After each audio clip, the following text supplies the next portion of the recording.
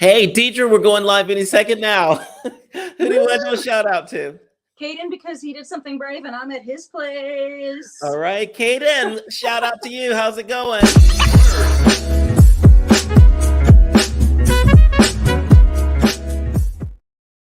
Hey guys, today we have a super special guest joining us who is a master of combining her psychic abilities and her artistic talent to bring psychic portraits and spirit portraits to life. She's an award-winning production designer, third-degree High Priestess, and a published illustrator with over 20 years of experience in both art and magic with a K. She has worked on over 25 film pieces and formal training in progressive witchcraft with influences in many traditions. She's not just an artist, but a storyteller who uses her craft to evoke emotions and bring hope and inspiration to others. None other than Deidra Catero. How are you today, Deidra? Hi, guys. I'm doing well. How are you? Sorry as I adjust to the sun wherever it might be today. It's right where you are going to be. Don't worry. You're all good. We can see you, and it's all nice. So, by the way, for everyone who's out there watching and wants to ask Deidra questions, feel free to write something in the chat, and we'll bring those up later in the day. But we are going to talk about spirit portrait readings today. I am like enthralled and just like amazed you do this kind of thing. So, first of all, so everyone knows, what the heck is a spirit portrait reading? Okay, a spirit portrait reading is when I look at you or a couple or a photo of someone that has passed on or a photo of you and your beloved pet. It could be anything. You don't even have to be there. It's like a photo usually that you just send to me from somewhere across the world. And it's kind of like automatic writing, but automatic painting. So I paint what I see and then I do a reading off of it. And you do it for the person? Do they have to be in front of you? Do they have to be around you? What happens? They don't have to be in front of me. They don't have to be around me. Oftentimes it's just a photo that someone sends to me. And like I said, it doesn't even have to be that person, although a reading is someone's will and you don't want to mess with that. So if you want to get it as a gift for someone, you have to get their permission. And then we'll do it. And then I send you the painting or sculpture at the end. And you have an accompanying, well, really the whole point is the reading that goes with it. Let's take a look at a few, because we've got some like this, and you can talk about them briefly. I know you can't really say whose it is and all that kind of stuff, but like, what is this made out of, and what's the background? What are the colors? What is all this? Okay, so my primary mediums are, I will make it on an 8x10 art board, so it's like thicker so it doesn't bend or anything, and I'll use crow quill, which is like dip ink, because I'm like old school like that, and and watercolor on top of it. So that tends to be what most of them are made of, but sometimes they're three-dimensional. Sometimes they're crafted pieces of paper that like actually come out and are 3D. Sometimes it's more textural, like a relief. It really is what the universe kind of like reveals to me. And the thing that I find the most interesting about them is they're very different from, as you said, like I'm an illustrator and I'm an artist on my own. So my Astral Art or my occult comics, because I'm a dork, are very different than, like, you could tell when that's like, oh, that's a Deidra Catero piece, versus the spirit portraits, which are like not my style at all, but you could tell are just my hand. So that's kind of been really interesting, even to me, as they surprise me every time and how they come out and how detailed the readings are for the person that I'm trying to work with and heal. So when you do the reading, you're saying the person doesn't have to be there with you. Do you record the reading and send it to them that way, or do you write it down, or how does the reading get done? So I do this fun thing where I try to time lapse it. So I actually have like one of those overhead ring lights with the like phone holdy do. That's a 3D one right there, the butterfly. And I time lapse the process of the reading of me creating the spirit portrait, so they get to experience that as well. And then I write down the reading digitally, and wherever they contact me, whether it's social media or like if we Facebook or if we email, that's where I'll send them the digital copy. So if they want to print it, or if they want to save it for later, or if they just like want to read it and never deal with it again, they don't have to. So these are frameable though, right? You can, yeah. So I would put them up so I can see them on my wall right in front of me. Exactly. They're a frameable piece, and they seem to be so far, because you remember this is like an interesting new combination of my skill sets and life passions together. I've only been doing it for a few years, but they are relevant to now. So whatever, kind of like when you get a reading, whether it be like a crystal ball or tarot or oracle or palmistry or whatever form of divination you choose to use, oftentimes they're telling you what you need to hear, and it's not from me. It's like being a conduit for the universe or for your soul coming through to be like, hey, this is what you need to hear right now. So, I mean, it's true, right? Yeah. So Yeah. the things that come through are pretty potent and pretty powerful. And even for me, the depth of them are really surprising because I don't know anything about the client. And the things that come through are really specific. And I've been told they're really helpful and really important to share.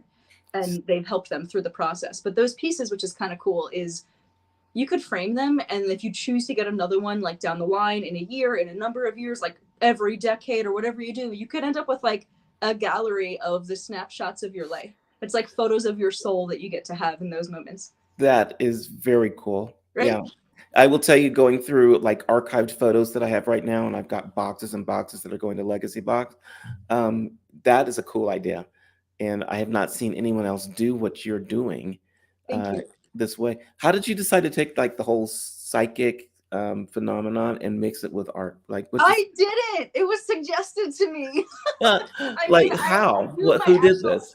I know. I do my astral art and my occult comics, which are like my ways of combining like dorky information and like the dweeby part of myself that I love with the occult comics. But the astral art is like my personal visions and my personal experiences. And there are stories that go with that.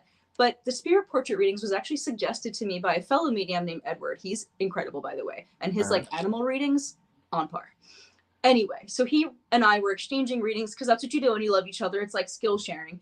And he said to me out of nowhere, he was like, you should do spirit portrait readings. And I said, what's that? And he said, I don't know, you'll figure it out. That's what I heard. And you know what? I did. I sat next to a friend and I was like, I think I have to look at this person and just, without doubt, which is the hard part of being both a witch and an artist, right? We doubt ourselves and we doubt what we want to, what we see and hear and like what we want to create. So I actually spent the time with my astral art over the number of years and my occult comics, kind of like, and also the years of being a high priestess, like without doubt, like just letting conduit, right? So that's what I started to do. And originally they were more auric, but now they're like images, like snapshots of something really specific that I see that reveals themselves to me. And sometimes it's right away. And I've noticed that for the more three-dimensional ones, they take a little longer because they literally show me how to like build it with layers, which is kind of cool. So when people get their art and they look at it, what kind of feedback have you been getting? Because I think your art's really cool and I think it's incredible. But like when you got that piece that's for somebody and they open it up and they go, oh my God, this is me. It's really an incredible experience. I mean, I've been fortunate that some of the people have lived close by. So I mail it to you in like a little clear envelope like you would for any other print. And I like have a little swag in there, a little love note on the back because I'm, you know, a weenie. Yeah. And you're lovable. There you go. But I've been fortunate to be in the presence of some people that unveiled it for themselves, or even when sharing the reading, just the responses people get back to me are really, truly incredible. I mean, one of my most favorite ones was from someone who said, what an elegant way to receive information that isn't always happy, but is powerful and deep and meaningful. And that's what a reading is, right? Like from anywhere you go, everyone's afraid of like bad information, but it's not bad. It's just like anyone sometimes giving you tough love. It's just telling you something that you need to hear in order to grow and change and move forward in your life, because the universe is on our side. It wants to share this with us. And she said, what an incredible way to share it. That's not like, you know, in a setting where someone's like looking at you at a table and like, you know, the darkness or like in that cliche. And I love doing that too, by the way. But it is really kind of wonderful to share something in this eloquent language of combining art and magic. And it's something that you could have forever and have a memory of, because like, you know, a picture's worth 1,000 words, right?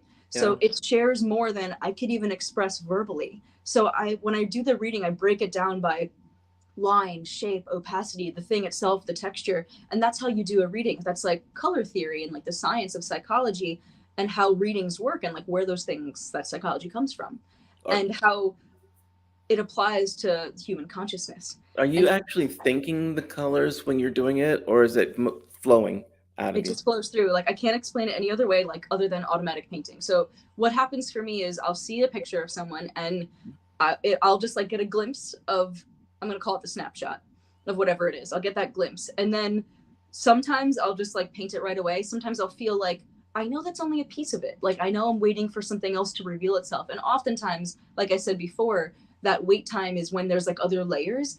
And this is like I do a lot of like lucid dreaming and like paying attention in my sleep. And that's how like a lot of recipes come to me and how a lot of fabrication things come to me, where I'm just like consciously aware in my subconscious, and I will build things. Like I'll like prototype in my head, and it kind of reminds me of that, where it's like just revealing like the layers of like, oh, you have to put this paint layer down, and then you have to texture this, and then you have to add this, and it kind of just shows me how I'm gonna make it, Yeah. and then I just build it, whether You it know, be it's funny because I know people are wondering, like, do I have to send her like what, a picture? Do I ask a question? Do I get to do any of this kind of stuff? Because I know like when people do tarot, you know, a lot of people will come in there already have a question about that they want to answer, right? Yeah. So what's the difference here? You don't have to do that. You don't have to. I mean, Yeah. at least, I mean, I'm sure you can. I haven't had anyone like need to do that. But Okay. usually what I do is I ask someone to send me a photo. When they say what kind of photo, it's for me, it's like, well, whatever you want to send, whether it's you, a beloved animal passed on, or here, someone else in this realm or the next. Like I have one from one of my mentors that passed on, and I keep it on my, I don't have a mantle, but like my mantle. And it reminds me of that energy we've had together. And it's like kind of like a family photo of us and our energy together. But when you send a photo, it's just whichever one you feel represents you the most. Like whatever you're feeling, send me that. Because that's what, I mean, it does it off of your energy no matter what. But it's easier for me to relate by looking at the photo that you feel your most self in. Gotcha. Can you like tell us without revealing names or people like that, like what are some of the messages that you have actually put into some of the art that you've created? A lot of them are like, why are you waiting? Kind of stuff like that. Or actually, some of them got really deep, and one of them, someone was actually in a health condition that I was not aware of, and the reading itself was like, hang in there. And from my perspective, I was like, I had no idea. Like I was like, what is it saying? So when that message got through to them, it I think helped them get through.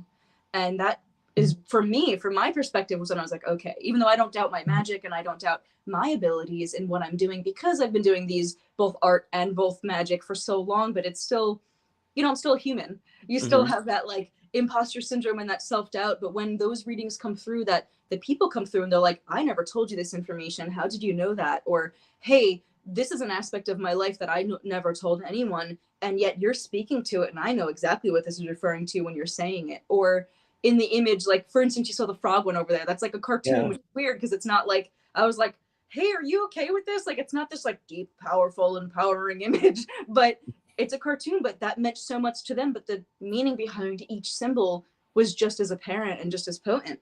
But the lightheartedness reflected the person. So it's even surprising to me how deep those images come through, because, and even though I've been doing readings for, I mean, like 20 years, I've been doing art for 20 years and all different forms and mediums and shapes, but it's still inspiring to me, even like to have it happen. Do you find that the messages that you get are mostly happy? Are they sad, or are they just welcomed by the person that receives them? What do you find? Welcomed. Even if they were like, I mean, I'm not going to say they're sad. It's kind of like when you, any reading I've ever done, it's never been like, this terrible thing is going to happen to you in 3.5 days. You know, like it's not like that. It's more like, I mean, there are some specifics, but usually it's just to affirm the connection of communication that we're having. The specifics that come through are kind of more like tough love. That's how I'd say it. Like a reading, in any case, any sort of divination you receive, when people are afraid of hearing bad news, it's always tough love. It's like, this is something you have to work on, and you know it. I mean, a reading is nothing more than a pencil. It's a translation from your subconscious to your conscious, and this is the tool we're using. I'm using a tool that I'm creating to do the reading off of. So technically, I don't need to do the painting to do the reading. It's just easier than me remembering what I saw in my head. You know what I mean? To do the reading, because really the whole point of the spear portrait reading is the reading itself. It's just kind of nice that you get a painting along with it, because that's like the middle process. In the same way that when you do a tarot reading, you have the card. The card is the translation. The painting is the translation. I'm the interpreter of the painting. And does it have a amount of time that it takes you to do them? Like, I go like, oh my God, I'm having a party in 2 weeks and I need to have this painting on the wall. Is it that, or how long does it take to get one done? It kind of depends. I usually tell people, oh, that's Lucy. Oh, I hey, usually, it's Lucy. the cuddliest cat in the world, by the way. I get like chest sleeps and cuddles at night. On point. Definitely the happiest. I usually tell people I'll get it to them within a week, but if I'm on a production, because remember, I'm also a production designer and a historical magic consultant for film. So if I'm on a production, you know, my focus is elsewhere. And as a creative person, you kind of like need to be open to be a conduit or need to be in the space or in the mindset. Like creative people know that it's hard to sit down and write or sit down and paint and let like the intuition and just insight and spark of inspiration come to you if you're thinking about something else. And production is a full-time job for that month and a half, and it takes up time. So if I'm on a production, I'll often tell the client that it takes up to a month to get their piece. And if something's like taking longer, if something's like happening in my life, remember I'm a human too, if I have personal things going on, I'll let them know ahead of time. But for the most part, especially if I'm not on a production, I will get it to you within a week. And it's just like how long the mail takes to get to you. Do you do readings for people? And if someone like Mina right now is actually, can I have a reading, please? Thank you. You know, and too. Can people also just ask you for readings because they want to be in touch with you and have you do it because they like you? Yeah, no, I'd love that. I mean, I do tarot, oracle, Lenormand. I also do tea leaf readings. I do all sorts of divination. I just think that the spirit portrait readings are something unique that I have to offer. You know, there's a lot of people in the world that are incredible readers and have their niches in different mediums. And I feel like it's kind of neat that this has become my medium because it literally is like, as an artist, my medium. Gotcha.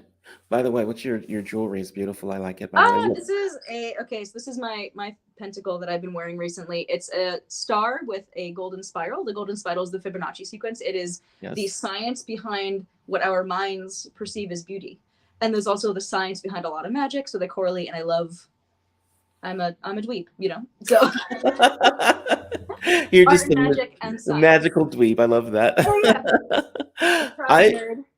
We're going to go deeper into Deidra. We're going to do something I've been doing with a few people lately called This or That. We're going to play a game. And all I want you to do is, first thing out of your head, I want you to tell me, is it this or that? No thinking, no anything else. Okay? Some of the questions may not match you. I think they will, but we'll see. Okay, so traditional magic or contemporary magic? They both apply. Okay. Art magic or art or magic as a tool for healing? That's not fair because I think both. Literally, my brand is called Art and Magick. MJ, get with This is why I came up with like extra questions for you because I knew it's going to be harder than this or that. Spirit portraits readings for humans or for pets? Oh, I do them for humans, but sometimes they're from pets. Oh, nice. Now you also do filming, you do other stuff, but designing sets for live theater or for film? I prefer to make immersive experiences that are fully atmospheric. So you like practical stuff? I love the stuff, but like, I mean, for film and for theater, like you're still technically seeing it through a box, whether it's a proscenium of a theater or like the square of your computer or television. But the thing I love about it is being in it. So even when I do like ritual performance, like when I'm facilitating large rituals, I'm again a weirdo and a dweeb in the positive way. I mean weirdo with love. I like to like dress up, and I like to, as a set designer, bring in props and bring in set dressing and like make you feel it when you're there. So I mean, ideally, I would love to do like come into my 3-dimensional space to do a performance. Gotcha. Let's try an easier one. Mountains or city? Mountains. Working solo or with a team? I think both are necessary at different times. Okay. Energy healing or physical healing? You need both. You gotta do Eastern and Western. You have to have both. You can't have one or the other. They don't, otherwise your body isn't aligned. Can you do spirit readings for the living and for deceased or no? Yes. Yeah. I mean, for the perfect example would be like the one for my mentor that passed on. That was like a reading with him from him. I've done ones for people that have passed on before. Okay. It's just whatever image you send me is the reading that comes through. Gotcha. Okay. Music or silence? Depends on the day. Alone time or social time? Again, depends on the day. You gotta have both. I'm an introvert. I'm an extroverted introvert. So I love extroverting and obviously sharing information and teaching and being in immersive experiences that share, because I think that why otherwise are we on this planet? Like, we're social creatures by nature. So otherwise, what's the point of our existence other than to share and grow together, right? But I also think that you're not able to share unless you've refilled your chalice and know what you're sharing by having the alone time. How about early morning or late night? I'm a weenie, so I get up early. Yeah, But I we wish just I could stay yeah. up later at night, but because I love the sky and the moon and stuff, so it depends on how tired I am. We'll pass each other on as like two ships because I'm a Yeah. definitely late night, like 4 or 5 in the morning kind of person. Oh no. So, let me see, adventure or comfort? Do you say adventure or comfort? Yeah. MJ, you need both of these things. Everything you're asking me, it's like you have to have both at different moments in time. Like right now, I'm on an adventure because I'm on the West Coast in Oregon with Caden, but I'm in fluffy, comfy socks with the little gripper bottoms because I am clumsy. There you go. See, we're finding out all these things about you. You have all these things you want to combine. Reading or writing? You need input in order to output. Literature or art? I think they're the same thing. You think they're the same? Okay. I love you. You're amazing. Let me see. Mina wants to know if they can have a reading right now. Mina, I'm going to do one better for you. We're going to give you the emails and what am I trying to say? Social media references. Yeah, reach out to me. And here, let's see if we can pull those up right here. We've got you for Instagram. We got DCAT Art and Magick. Remember Magic with a K. But people can get in touch with you through Instagram. We've also got DCAT Art and Magick on Facebook, also Deidra Catero.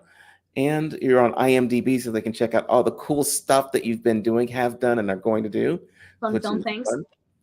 And of course, we've got just email if you want to be able to get in touch with Deidra through email, dcat.artandmagic@gmail.com. So that's the way to get in touch with her. It's been fast. It's always fascinating to talk with you. Thank you. I always love it so much. It's so much fun. And we didn't even get into like deep witchcraft today. We're going to do that again sometime. We're going to have to just do another episode where we talk about the magic behind the magic. We will definitely do that. What do you want people to remember about this and about you and about spirit portraits? I think for me, the only thing I care about for people to remember about me is that I care. And all I want to do is share what I love by doing what I love and hopefully inspiring you to do what you love, because that's, I think, the purpose of us being here. I agree with you. And that's when we're in the balance of love, like not to sound more like a weenie, but I personally believe that hope and fear are the two sides. And when we are in balance, that's when we're in the balance of love, because that's when we have hope for the best and fear for the worst. So if we pursue what we love, that's doing something with the best hope and the fear of nervousness, but that's us sharing our souls with each other. And like I said before, that's how we bring each other up. That's how we raise each other. That's how we help each other when we're not in good places, because all we could do is inspire by sharing. You're amazing as a teacher. You're a perfect teacher. Thank you so much. I will have you back again sometime in the future. I Peace would love out, that. everybody. Bye, guys.